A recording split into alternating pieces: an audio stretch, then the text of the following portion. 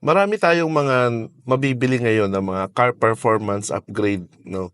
Pero ang totoo, yung iba diyan, okey naman talaga, pero yung iba more on parang aesthetic purposes lang, no? Hindi naman talaga nakakatulong para mag-improve yung performance ng engine natin. Kaya sa video na 'to, pag-uusapan natin, anong mga car modifications or upgrades ba talaga yung makapagbibigay sa'tin ng higher horsepower at higher torque sa mga sasakyan natin para talagang maramdaman natin na mag-improve yung performance niya. Pag-uusapan natin yung 6 na upgrades to improve your car's performance. So ready na ba kayo? Tara, let's roll!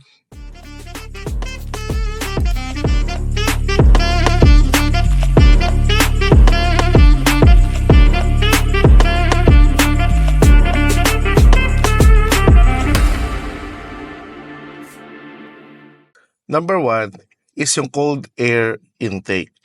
Totoo, mahalaga sa mga engines natin, lalo na sa combustion process, ang air. Kaya kapag mas maraming air yung pumapasok sa ating engine, mas mataas yung napoproduce na horsepower and torque.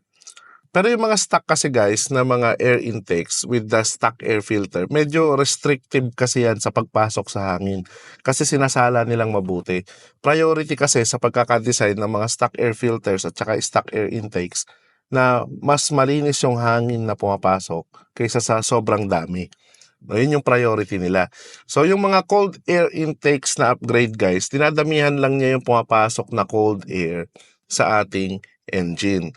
At kapag mas maraming cold air yung pumapasok, ibig sabihin mas marami yung oxygen nito. So nakakatulong to para mas maging optimal yung combustion process ng ating engine. Kaya mas maraming oxygen, much better. No? Kaya ilang horsepower ba na idadagdag ng mga cold air intakes? Usually around 5 to 20 horsepower yung pwede nitong idagdag sa ating mga engines. Depende na lang sa klase ng cold air intake. So make sure lang guys na kapag mag-upgrade kayo ng inyong cold air intake ay yung mga original, no? Wag yung mga fly-by-night. Marami kasing mga copy lang or mga peke na mga cold air intake. So mag-invest na rin kayo sa mga original brands like Simota or yung K&N. Medyo pricey sila pero worth it naman. Next ay yung full exhaust upgrade, no? Totoo, kung importante yung air intake, importante rin yung exhaust para hindi mabawasan para mabawasan yung restriction to exhale yung ating mga engine and also to reduce yung back pressure. Yung iba ang ginagawa para masabi daw exhaust, muffler upgrade lang. Hindi naman. No, pag sinabi kasi muffler, more on sa sounds lang yan. Yung full exhaust, kailangan mula sa may engine natin hanggang sa muffler, ma-upgrade natin. So merong 3 parts yung full exhaust system. Tinatawag nating headers, yung mula sa engine papunta sa catalytic converter, yun yung pangalawa. At yung pangatlo, yung muffler. Kaya para ma-achieve natin yung full performance, kailangan lahat yung tatlo na yan, i-upgrade natin. Yung iba, ang ginagawa nila na upgrade is nilalakihan ng konti yung diameter ng mga pipings from 2.5 inches, ginagawa nilang 3 inches yung diameter, no? At binabawasan nila hanggat maaari yung masyadong bend sa pag-weld ng mga pipings, no? Yung iba naman, ginagawa sa header, nag-upgrade sila ng tinatawag nilang 4-to-1 na header kasi yung mga stock is 4-1 lang. So yung 4-to-1, ini-improve nito yung paghinga. No, hindi nababawasan yung bottleneck ng paglabas ng exhaust gas sa ating mga engine. Kaya nagpo-produce ito ng higher power sa low to mid RPM range. No? Kaya kapag nag-upgrade kayo ng full exhaust system guys, yun nga yung headers, catalytic converter at saka muffler, roughly makakakuha kayo dyan ng 5 to 15 horsepower din. So okay din yun. Next is yung suspension upgrades, no? Mahalaga ito kasi para kahit mabilis yung takbo ng sasakyan natin kasi na-upgrade na natin ilang mga performance ng ating engine, ma-maintain pa rin ng sasakyan natin yung stability at maganda yung kanyang handling lalo na kapag merong mga corners, no? Yung iba, ang ginagawa nila sa pag-upgrade ng suspension is naglalagay sila ng coilovers, yung tinatawag nila, yung iba lowering kits para ibaba ng konti yung height ng kanilang sasakyan. No, yung pagbababa ng height o yung paglo-lower ng sasakyan guys, hindi lang yan basta aesthetic update, no, aesthetic upgrade. Kundi ano rin yan, nakakatulong din yan sa performance. Kasi nilo-lower mo yung center of gravity ng iyong sasakyan, which in return, tutulong yan para mag-improve yung performance sa mga corners at ma-maintain yung traction during high speed. Marami pang ginagawa, marami pang mga pwedeng i-upgrade sa suspension para magkaroon ng dagdag performance sa sasakyan natin, para maging stable during mga high-speed run. Totoo, hindi naman talaga to nakakadagdag ng horsepower at saka torque. Pero malaking tulong to when it comes sa pagka mabilis na yung sasakyan natin, madali natin siyang makokontrol. Next is carbon fiber body kits upgrade. Yung sinasabi ko ritong carbon fiber guys, ito yung legit na carbon fiber hindi yung mga sticker lang na dinidikit sa mga body panels ng sasakyan natin. Yung carbon fiber kasi guys, very lightweight material ito compared sa mga steel and aluminum na typical ginagamit sa mga body ng sasakyan natin. Pero kahit lightweight, yung carbon fiber guys, matibay naman ito at safe siya na ilagay sa mga parts ng sasakyan natin. Yung iba, ang ginagawa nila is pinapalitan ng carbon fiber yung ilang mga body panels like yung hood, yung fenders, o kaya naman yung trunk. Minsan kahit mga bumpers, pinapalitan din ng carbon fiber. So technically, pag naglagay ka ng carbon fiber, hindi naman talaga yung nakakadagdag ng horsepower at saka torque sa ating sasakyan. Pero malaki ang tulong niyan sa weight reduction. So kapag mas mababa yung weight natin o nabawasan yung weight ng sasakyan natin, syempre na-utilize nitong mabuti yung engine power na napoproduce ng engines natin.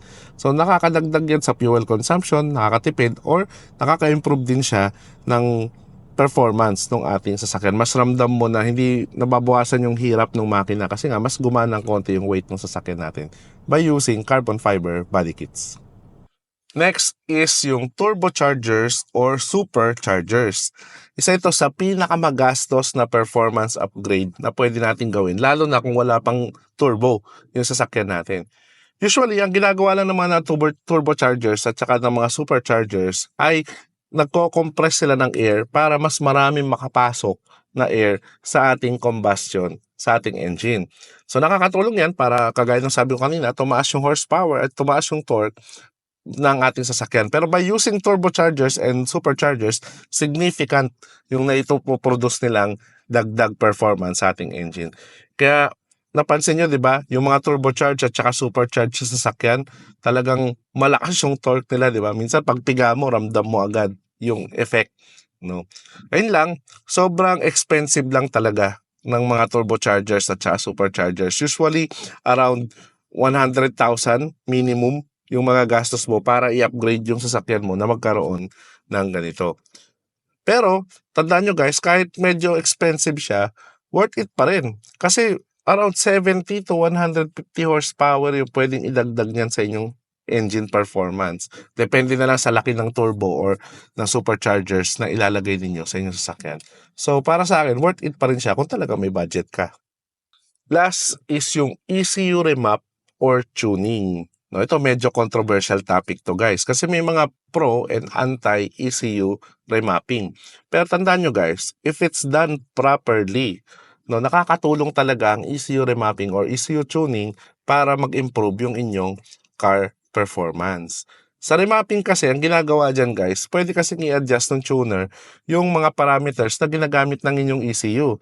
Like yung fuel injection, ignition timing, throttle position, and etc. So, maraming variables na ina-adjust dyan. Kaya minsan, di ba, nawawala yung delay, nababawasan yung delay, nagre-respond agad sa inputs natin yung mga engine natin, lalo na kapag na-remap ito. No? Kaya kung marunong talaga yung nag-tune or yung nagre-remap, talaga mag-i-improve yung performance ng ating mga engine. Ang ECU remapping or tuning, usually nagbibigay ng additional 20 to 30% increase sa horsepower ng ating sasakyan. Kaya malaki din talaga yung naibibigay nito kapag ginawa natin yan. Be careful lang guys, sa mga nag-i-ECU remap or tuning. Kapag kasi hindi ayos yung pagkakagawa niyan guys, talagang magiging problematic din yan. Either talagang mag-i-improve yung performance or laging magiging sirain yung sasakyan nyo. Kaya lagi yung dadalhin yan sa mga trusted lang or marunong talaga na mag-ECU remap or tuning. Take it with a grain of salt. So depende na sa inyo yon kung may budget kayo. So, yun nga guys, sana nakatulong yung video na to para malaman ninyo kung ano ba yung mga performance upgrade na talagang nakakatulong na mag-improve yung performance ng ating sasakyan. Kung may iba pa kayong alam na mga performance upgrades na hindi ko na-mention guys, na talagang legit na nakakatulong sa ating mga sasakyan, comment down below lang. Excited na akong malaman or makita rin yung mga thoughts ninyo about this. At syempre, kung may natutunan ka sa video na to, click mo naman yung like button. At kung di ka pa nakasubscribe, click mo na rin subscribe button o notification bell para updated ka palagi sa mga latest happenings sa ating channel. So till the next videos guys, always remember, drive safe and enjoy!